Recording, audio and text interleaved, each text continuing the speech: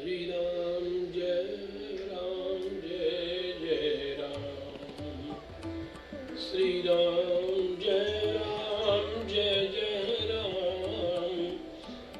राम जय राम,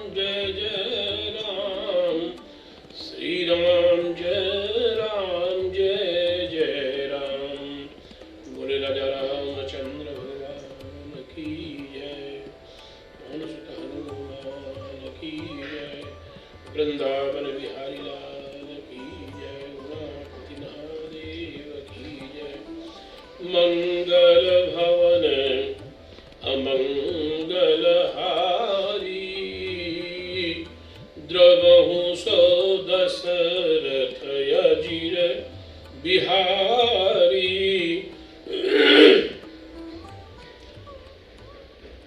भगवान राम के संदर्भ में गोस्वामी तुलसीदास जी लिखते हैं, मंगल भवन अमंगल हारी। प्रभु जो है मंगल के भवन हैं, अमंगल को हरण करने वाले हैं। हनुमान जी की वंदना में कहते हैं कि मंगल मूर्ति, मंगल मूर्ति मारुति नंदन, सकल मंगल मूल निकंदन। हनुमान जी को मूर्ति बताते हैं और भगवान राम को मंगल का भवन बताते हैं। हनुमान जी को भवन बताते और राम जी को मूर्ति बताते तो बात समझ में आती है, पर यहाँ क्रम उल्टा सा लग रहा है। मूर्ति में भवन कि भवन में मूर्ति, मूर्ति में मूर्ति कि भवन में मूर्ति, मूर्ति के ऊपर मूर्ति कि भवन के ऊपर भवन। भवन में मूर्ति तो बात समझ में आती है, लेकिन मूर्ति में भवन की बात समझ में नहीं आती। गोस्वामी जी लिखते हैं कि प्रणव पवन कुमार, खल बन पावक ज्ञान घन, जासु हृदय आगार, बसहि राम सर चाप धर। प्रणव पवन कुमार, खल बन पावक ज्ञान घन, जासु हृदय आगार, बसहि राम सर चाप धर। हनुमान जी के हृदय में भगवान राम विराजते हैं। भगवान को भवन बता दिए, हनुमान जी को मूर्ति बताए।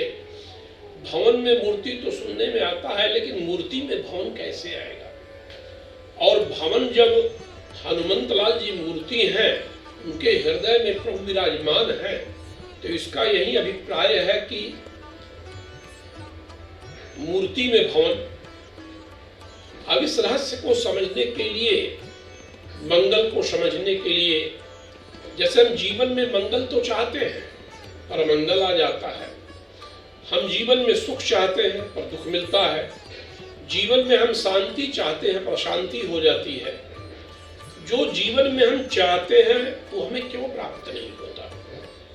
इसी रहस्य को समझना है, इस मर्म को समझना है। कभी कभी हम धर्म की व्याख्या शब्दों से करते हैं, शब्द को पकड़ लेते हैं। जैसे एक गुरुजी ने शिष्य से कहा कि काक्य भ्योदधिरक्षता, कौवे से दही की रक्षा करना। शिष्य डंडा लेके बैठ गया, गुरुजी जाइए। कौवा कैसे दही खा लेगा? गुरुजी चले गए।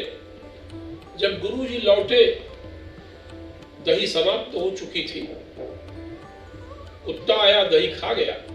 गुरुजी ने कहा, तुमको कहे थे कि तुम कौवे से दही की रक्षा करना, तुम दही को देखना कोई खा न जाए।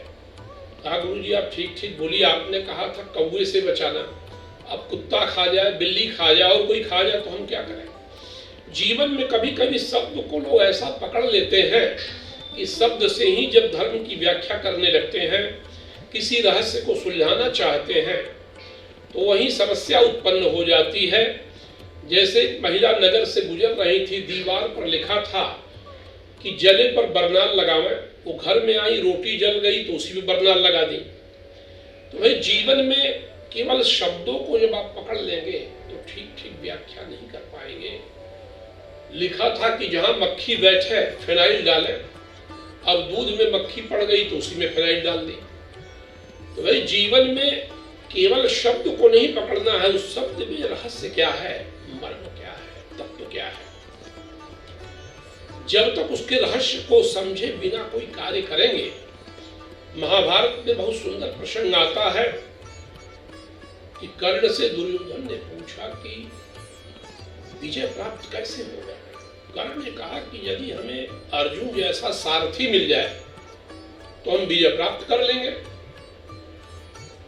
अर्जुन जैसा सारथी, कृष्ण जैसा सारथी, मानव जीवन में भगवान कृष्ण तो ईश्वर है, साक्षात परब्रह्म परमात्मा है, तो कृष्ण जैसा सारथी मिलेगा तो कैसे मिलेगा।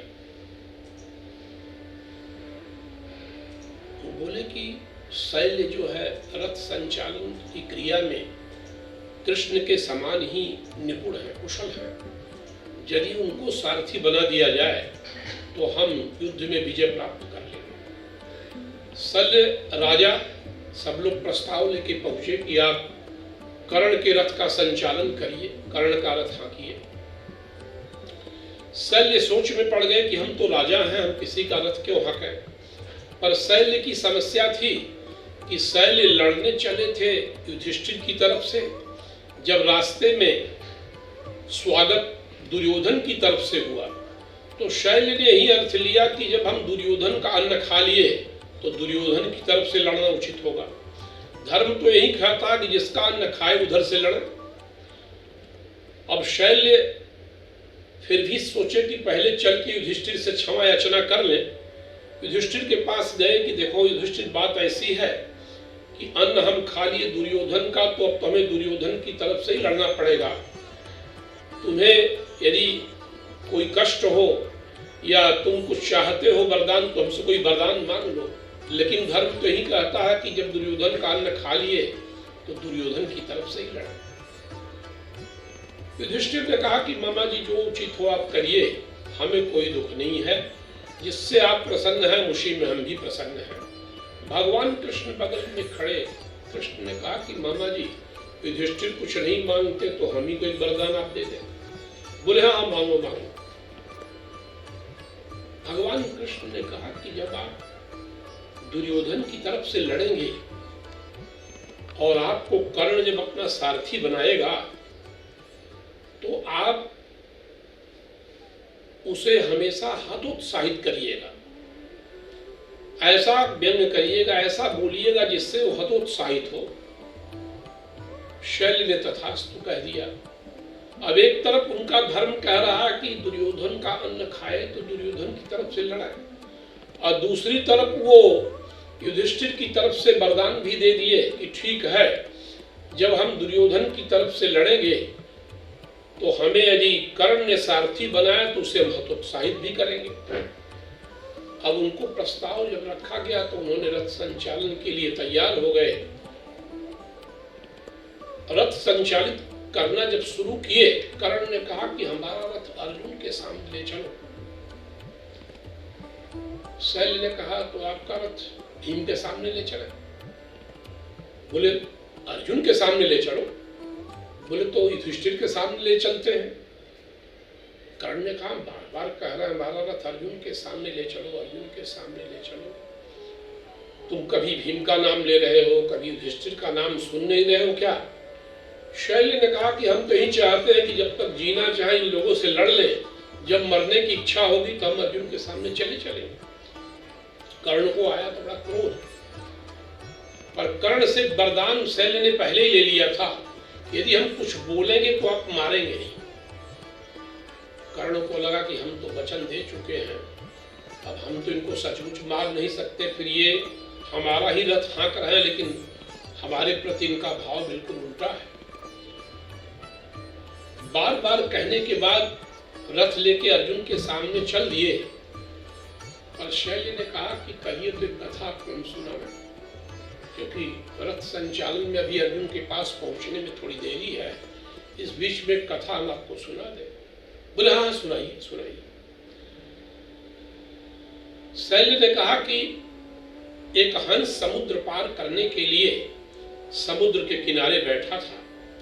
वहां एक कौवा उड़ते हुए आ गया। कौवे ने हंस से कहा कि आप कितनी प्रकार का उड़ान जानते हैं? हंस ने कहा भैया हम तो खाली एक प्रकार की उड़ान जानते हैं, हम तो उड़ेंगे तो ऐसे उड़ते चले जाएंगे।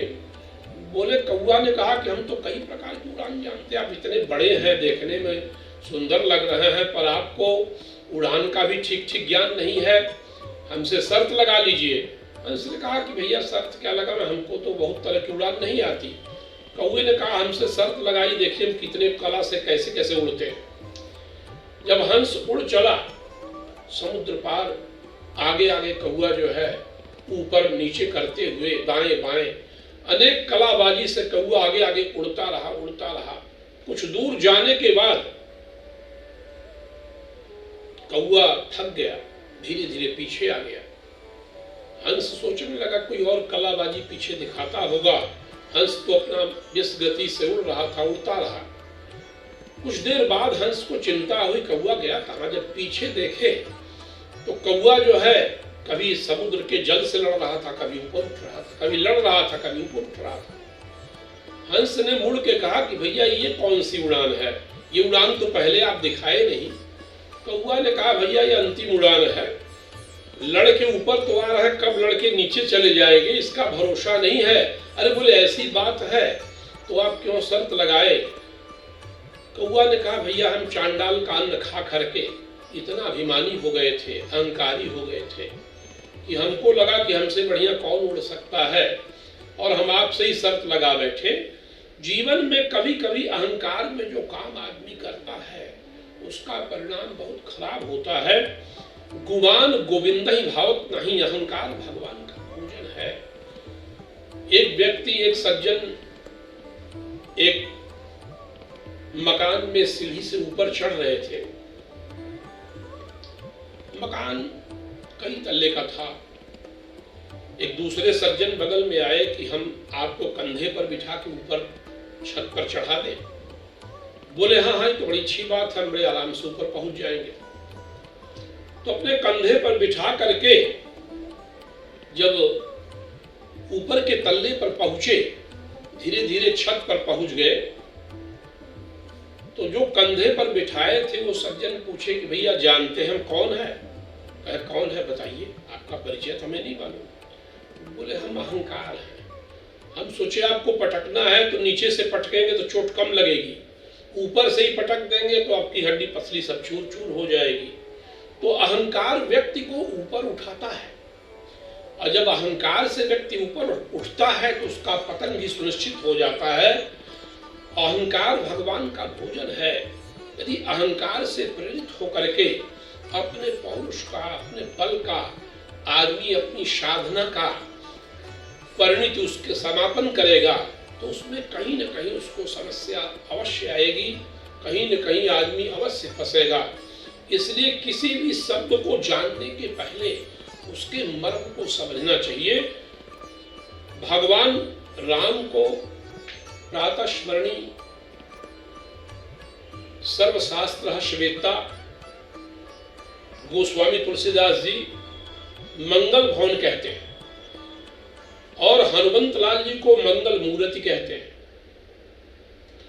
यदि मूर्ति राम जी के लिए कहते और हनुमंत लाल जी के लिए भवन कहते तो बात ठीक लगती, पर यहाँ बात बड़ी उल्टी सी लग रही है।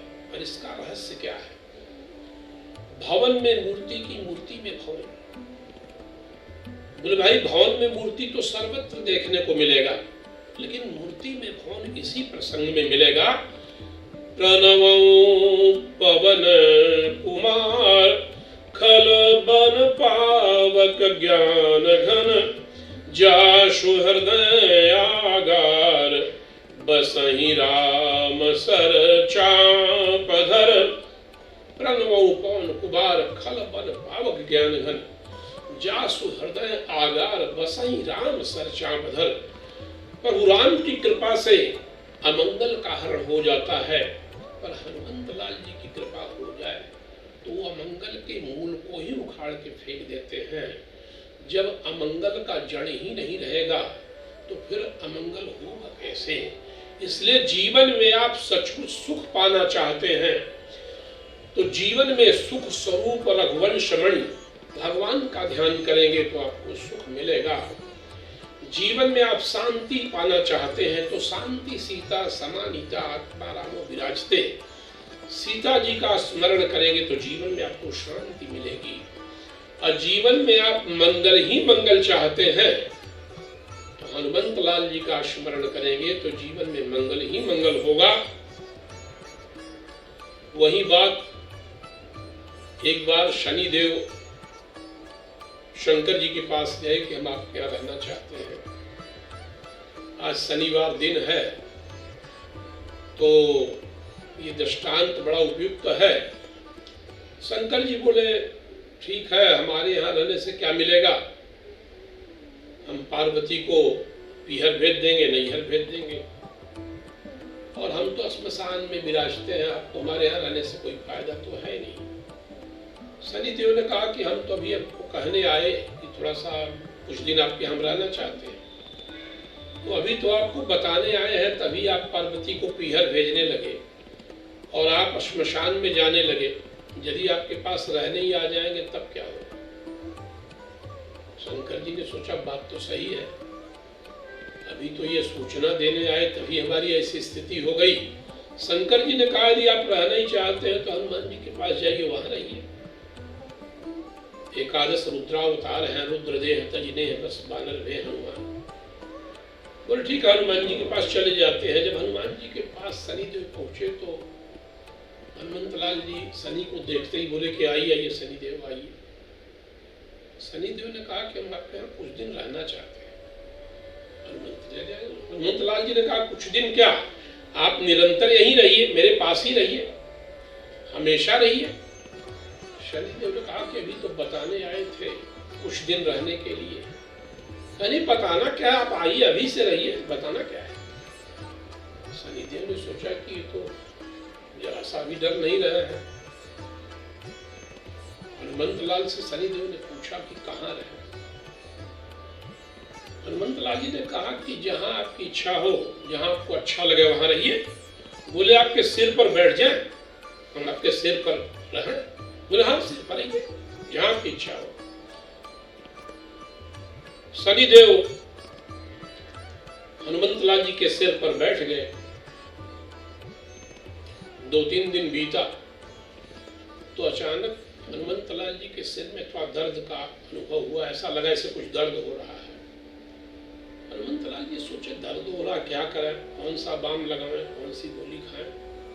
अंत में हनुमंत लाल जी को समझ में आया कि एक पत्थर का छोटा सा टुकड़ा ही रख लेते हैं, एक छोटा पर्वत शिला उखाड़ के सिर पर रख लेते हैं, दर्द चला जाएगा। तो एक पहाड़ का छोटा सा खंड उखाड़े और अपने सिर पर रख लिए। फिर भी उन्हें लगा कि अभी तो दर्द गया नहीं, थोड़ा थोड़ा दर्द बना हुआ है। तो फिर थोड़ा बड़ा पहाड़ का एक टुकड़ा उखाड़े और उस छोटे टुकड़े के ऊपर बड़ा टुकड़ा रख दिए। सोचे अब तो दर्द चला ही जाएगा, फिर भी दर्द नहीं गया। हनुमंत लाल जी बड़ी चिंतित हुए कि आखिर ये दर्द जा क्यों नहीं रहा, बात क्या है। हनुमंत लाल जी ने सोचा कि इतना बड़ा पर्वत एक उखाड़ ले और रख दे जिससे दर्द हमेशा के लिए चला जाए। जब बहुत बड़ा पहाड़ उखाड़ने लगे तो शनिदेव बड़े जोर से चिल्लाए कि अब यदि पर्वत रखे तो हमारा राम नाम सत्य हो जाएगा। अब आप जो है कम से कम ये पहाड़ बड़ा वाला मत रखिएगा, नहीं हमारा तो राम नाम सत्य ही हो जाएगा। हनुमंत लाल जी बोले आपको क्या परेशानी, हम अपने सिर पर रख रहे हैं, आप आराम से रहिए, आपको कोई तकलीफ नहीं। तो सिर के ऊपर थोड़ा सिर भारी लग रहा था तो इसे रख रहे थे। अरे शनिदेव ने कहा कि आप जल्दी ये जो खंड 2 रखे हैं उसको उतारिए, हम यहाँ नहीं रहेंगे, हम जा रहे हैं। हनुमंत लाल जी कहे आप साफ रहिए, क्यों ऐसा कर रहे हैं, हमारे इस पहाड़ के रखने से आपको क्या परेशानी।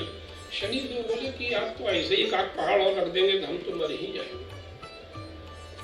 अंत में पहाड़ का खंड नीचे उतारे, शनिदेव निकल के भागे। शनिदेव ने कहा कि अब से तो मंगलवार तो आपका है ही है, शनिवार भी यदि कोई आपकी तरफ देखेगा या शनिवार के दिन आपका कोई नाम भी ले लेगा तो उसके ऊपर हमारा कोई प्रभाव नहीं होगा, उसको हम किसी तरह से परेशान नहीं करेंगे। हनुमंत लाल जी के सामने दंडवत प्रणाम करके शनि देव वहां से तुरंत भागे।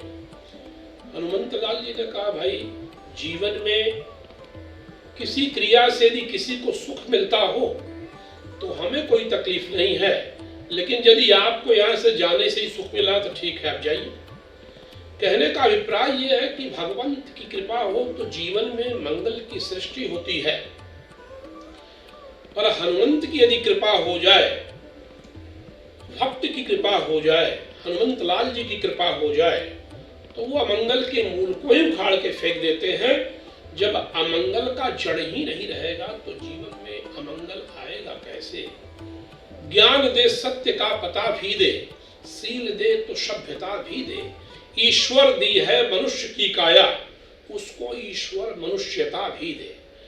तो जीवन में ज्ञान हो, ज्ञान का पता न हो तो भी ठीक नहीं। आज आया तो कल भी आएगा, आज आया तो कल भी आएगा,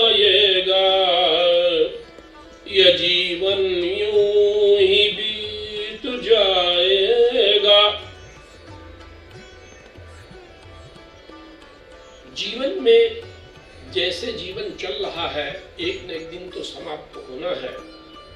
आज आया तो कल भी आएगा, ये जीवन यूं बीत जाएगा। ज्ञान जितना भी दे सको दे दो, किसी को ज्ञान शिक्षा उसको प्रसन्नता जितना दे सकते हैं, ज्ञान जितना भी दे सको दे दो। कौन पता कौन कहाँ जाएगा, सारे आदर्श ही धरे होंगे जब वो अस्तित्व से परे होंगे। शब्द की जिंदगी से क्या होगा जब वो अर्थ से मरे होंगे। जीवन में शब्द कोई हो पर शब्द में जो निहित भाव है, जो उसमें निहित रहस्य है, जो शब्द में निहित जो है मर्म है, उसको बिना समझे यदि शब्द को पकड़ करके हम धर्म की व्याख्या करेंगे तो वो व्याख्या समाज में अराजकता, समाज में जो है अत्याचार अनाचार की सृष्टि करेगा और जीवन की सच्चाई से हम बहुत दूर हो जाएंगे। इसलिए भवन में मूर्ति की मूर्ति में भवन, यदि भवन में मूर्ति आ जाए तो भी जीव का कल्याण हो जाए, और यदि मूर्ति में भवन आ जाए, अपने हृदय में ही यदि प्रभु आ जाए, अपने हृदय को यदि हम उसी में भगवान को बसा ले, भवन को बसा ले, मंगल भवन को, तो भी कल्याण हो जाए। इसलिए जीवन में इसकी व्याख्या बहुत ध्रुव है। इसको ठीक ठीक समझने के लिए हनुमंत लाल जी के चरित्र को समझना पड़ेगा। जैसे शैल ने अर्थ लिया कि हम दुर्योधन का अन्न खा लिए तो दुर्योधन की तरफ से लड़ना पड़ेगा, वही अर्थ यदि हनुमंत लाल जी ले लेते कि हम अशोक वाटिका फल खाए तो हमें रावण की तरफ से लड़ना पड़ेगा, तो अशोक वाटिका का फल खाने के बाद भी हनुमंत लाल जी क्या अर्थ लेते हैं। यही बात है, अहंकार और जो निरहंकारी है, साक्षात एक ईश्वर ही रथ हाँक रहा है, एक तरफ जो है शैल्य हाँक रहे हैं। यदि अहंकार से प्रेरित होकर के आदमी रथ का जीवन का संचालन करेगा तो उससे विनाश होगा, अराजकता की सृष्टि होगी, समाज में अत्याचार अनाचार की वृद्धि होगी। पर यदि हनुमंत लाल जी के चरित्र का अनुकरण करके मंगल मूर्ति मारुत नंदन सकलय मंगल मूल निकंदन। बोले हनुमंत लाल जी महाराज की जय। राजा रामचंद्र